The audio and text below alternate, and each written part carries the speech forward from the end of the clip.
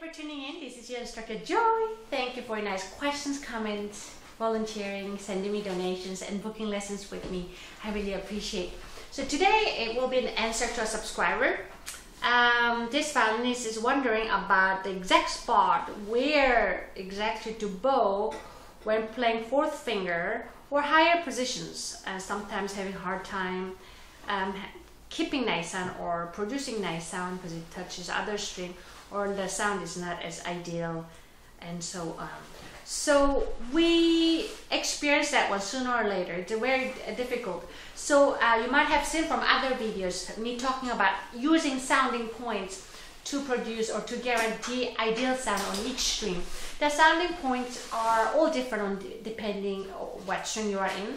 Sounding point for G string is closer to the fingerboard, whereas D is here, A and E.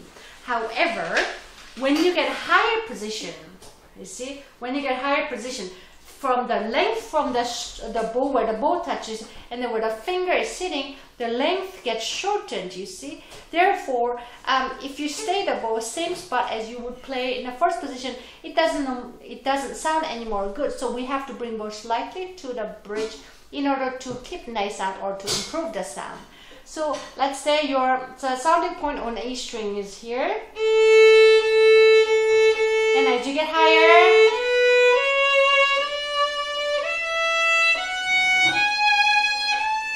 now from here, I already moved slightly closer to the fingerboard, and I will keep doing so because if I stay where the sounding point was, it's a little too too fluffy, too unclear. So I have to bring a little closer to the bridge, which is not usually the ideal sounding point, but the circumstances are very unique. So the vibrating string length has reduced significantly.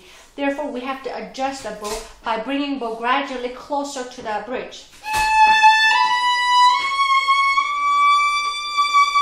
Yeah. So when you get higher position, make sure the vibrating string length is being reduced. Therefore, you have to do a little adjustment with the bow by bringing the bow closer to the bridge. That's first one. That should solve a lot of things.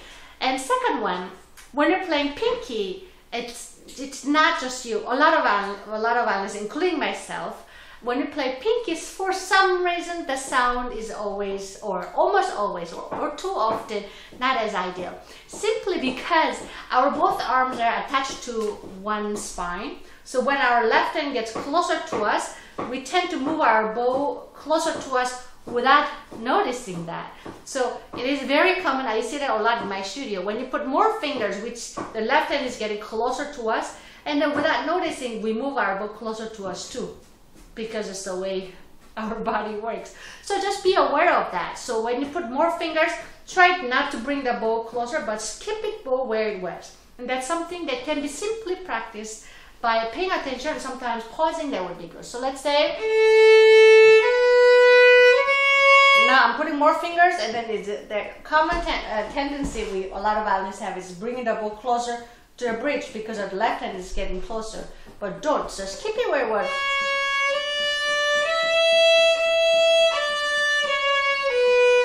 And the reverse happens when you take fingers off, or when you're moving from higher position to the lower position, we tend to also move the bow along like this. It's a funny thing, but since our both arms are used to work in the same direction or same way. But as you know, violin playing is all about those making separate or independent, which one can just patiently improve that one. Yeah, I hope this video was helpful. Thank you for watching, and I hope to see you again. Bye-bye.